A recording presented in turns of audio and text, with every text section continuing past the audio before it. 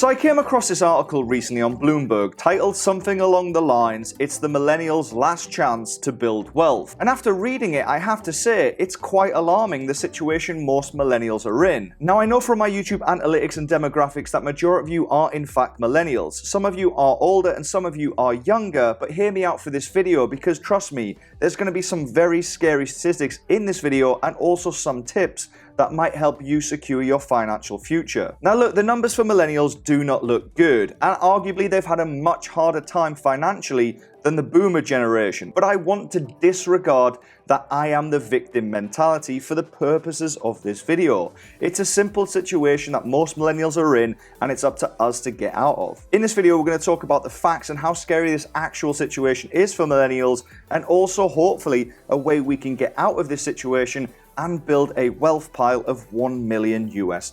Because in all seriousness, this could be the last chance to build $1 million for some millennials. Now before we get on to the big problem with millennials, we have another small issue that we need to deal with right now. It's come to my attention that majority of you have not tickled that like button until it turns blue. If you do so, it would help me out tremendously. It would help this video with the YouTube algorithm. It only takes a second and it costs you absolutely nothing, and by doing so, I guarantee you it will make yourself feel a little bit happier. Now back to the video on why millennials are pretty much financially ruined, and we're swiftly approaching the point of no return. Now the oldest of the millennial generation will be turning 40 this year, and if we go on the older bracket of these millennials and compare them to boomers, the results again are staggering. The older millennials have an average net worth of $91,000 US in 2019, but for the boomers the figure was $113,000 in today's dollars, so that means you're including inflation. So like I said, us older millennials are 20% worse off than the average boomer at the same age back in the day. Now in a Forbes article recently, a separate article, they measured how financially healthy us millennials are in the US, and the results are not that great as well. 24% of us are considered financially healthy, 54% of us are considered financially coping. And this does not mean you're doing well. This actually means you are really struggling, and it just means you're sort of getting by, but one bad thing could literally ruin you. For example, a mortgage crisis or something along them lines. And the most staggering statistic, 22%, approximately 17.8 million people in the US are what's considered financially vulnerable and are struggling with most, if not all, aspects of financial life. Now that is a staggering amount, and again, I want to be clear, I'm really upset it's happening, but it's our situation and we have to deal with it. We could sit here and blame it that we started working in one of the biggest recessions in the world. We could also blame the inflated housing market, or we could even talk about student debt.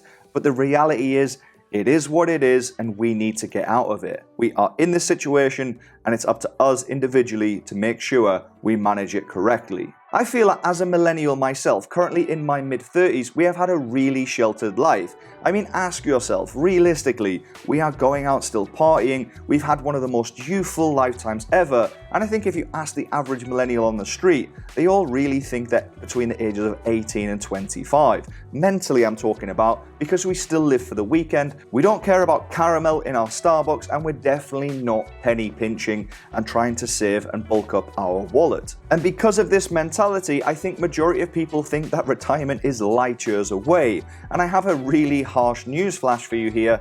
If you are in your 40s, if you're one of the older people in this millennial generation, you're nearly halfway through your working life, and you need to ask yourself the simple question: have you saved up half of your retirement goal? Because I think the answer watching this video will be an astounding no, myself included. Now my goal here is not to embarrass you or to judge you. My goal here simply is to try and get you on the right track and try and make sure you start looking after yourself more financially, and we're going to talk about that in a minute on how to make $1 million in the stock market or just from generically investing. The biggest investment of our lifetime is always retirement. A lot of people think it's their house, and they are massively wrong. Think about it this way: most people save annually for the next holiday. They save a little bit every month for spending money, the cost, etc., just to go on a family holiday every single year. But your retirement is the longest holiday of your lifetime. Have you equally saved up as much Because again, the answer is probably a no. If you are 40 years old, and the reason I'm focusing on the older of us is hopefully that someone younger than this will take action so it's not as expensive.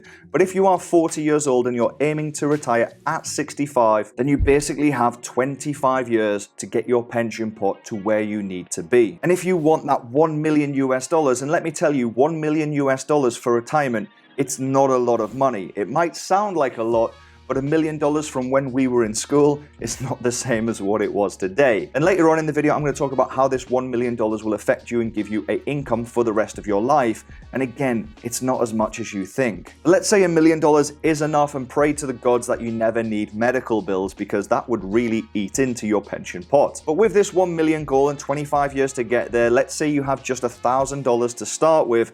How much do you need to invest into the S&P every single month to get to this 1 million nest egg? Now, the S&P has averaged approximately 10% a year, so we're going to go off that as well in terms of compound interest.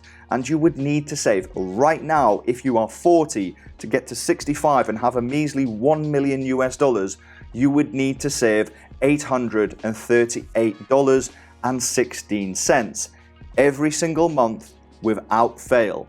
And again, I want to say it, $838.16 every single month without fail, every damn month. Now simply ask yourself, can you afford this $800+ every single month? And I bet you the answer is a resounding no, because you've left it too damn late. Now, a lot of people will probably be watching this thinking, but I'm only 35, how much do I need to save? Well, newsflash, it's still a hell of a lot of money. You need to save pretty much $500. The exact figure is $497.76 every single month until you reach 65. Yes, it's a lot less, but still a hell of a lot of money to take out of your paycheck, and this is because you have not been saving as much in the past. Literally every day, every minute, every second you leave this monthly figure is increasing and increasing fast. It's not a case of putting away $250 every month. It's a case of the longer you leave this, that $250 quickly turns into $500, quickly turns into $1,000.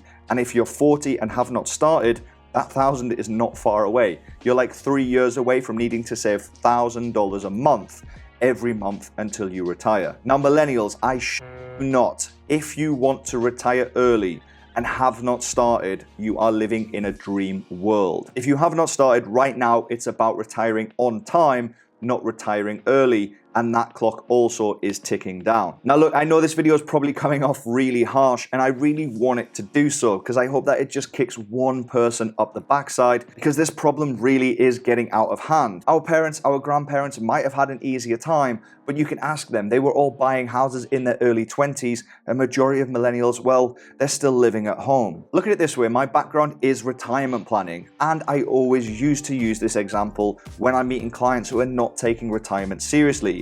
Let's say you're 70 years old and you open your curtains. At the end of your driveway, there is a big yellow taxi and it's going to the airport. The decisions you make today are deciding whether you're in the back of the taxi, driving to the airport and going on your 5th family holiday for the year, or you're getting in the front of the taxi, picking me up from my house and driving me to the airport because I have started saving at the right time. And nothing against taxi drivers, it's actually a good living, but I'm pretty sure wherever you are in the world, you can get in a taxi and see majority of the drivers are quite older people. And the reason for this, they didn't save. And if you have the balls, ask them dead simply and openly, why are you a taxi driver? And the answer will be resounding, I'm doing it to put food on the table. And if you ask them the even more personal question, do you wish you'd saved more when you were working? The answer will be an astounding yes. So let's say you get to 65 and you somehow manage to scrape together this $1 million US. How much will it pay you? Well, retirement-wise, a safe, steady income after inflation, you could probably achieve around about 5%. And I want to be clear here, that's a good income. But 5% is only going to pay you $50,000 in tomorrow's money. If we take out inflation, this number is going to be dramatically less, especially given current inflation. And then if you add up medical bills, travel expenses, $50,000, it's not exactly a lot of money for somebody who's worked their fingers to the bone for 45+ years to get to retirement and then realize you don't have enough to get that classical dream car or go on the holidays you wanted, sail around the world with Kim Kardashian, whatever your dreams may be. $50,000 is probably not going to cut it. I mean, don't get me wrong, you're not going to go hungry on that, but But again, it's not a lot of money for somebody who's worked their whole life. And my goal here is to kick you up the arse and ask, was that caramel in that Starbucks, or even that Starbucks that you didn't really need, necessary? Because I'm going to talk in a minute how much a simple Starbucks a day can add into your retirement. Now, if you go down to the description and avoid the Patreon link, because really I only want people to sign up on Patreon who are definitely on track for retirement. But if you scroll past the Patreon link, you will see a retirement goal calculator. Now, what I'd like you to do is go onto that calculator, pause this video in a second, and come back into the comments and put down the total amount your estimated pension pot is going to be. Now, I know this is quite personal, but I want you to do it for a simple reason. I want you to set up what this number is, and I'm going to tell you what mine is in just a second, but I want you to put that down in the comments, come back in a year and see if you're on target. My retirement age is 50, which is 16 years away, and again, I want to stress that I did start this a long time ago, and I'm going to be saving $5,500 a month. Now, again, I know that's a hell of a lot of money, but I'm really pushing the boat out here. Every spare penny I have goes into my retirement investment, and my total net worth, ideally in 16 years time, or my investing net worth not including property, will be around about 5.17 million US dollars. Now, I'm not doing this to brag, I'm doing this to be real with you and tell you my retirement goals. Because I started early, I'm definitely on track to reach this goal, or maybe just fall short. But again, I hope this 5 million turns into 7 million, because compound interesting, it's really possible. And if you look down at the bottom of this calculation, you can see how you can actually top this up in a very short period of time. At the bottom of my calculation, it states some simple, obvious facts. If I save just $100 extra a month, it would add to my pension pot in 16 years a whopping $27,843. And if I stop that Starbucks a day, and my calculation on Starbucks is a lot more than theirs, but if I cut out a simple coffee a day, the adding to my pension pot would be a staggering, again, $35,640 US dollars. And now the big one, if I stopped going to the restaurant just one time a week, it would add a mega $55,687, which is also more than 1 year income from my 1 million retirement pot. So you can see how quickly this compounds down. So just by missing out on a restaurant once a week and missing out on that one extra coffee a day, I'm going to top up my pension pot by a mega $91,327 US dollars in 16 years time, or near enough 2 years of living.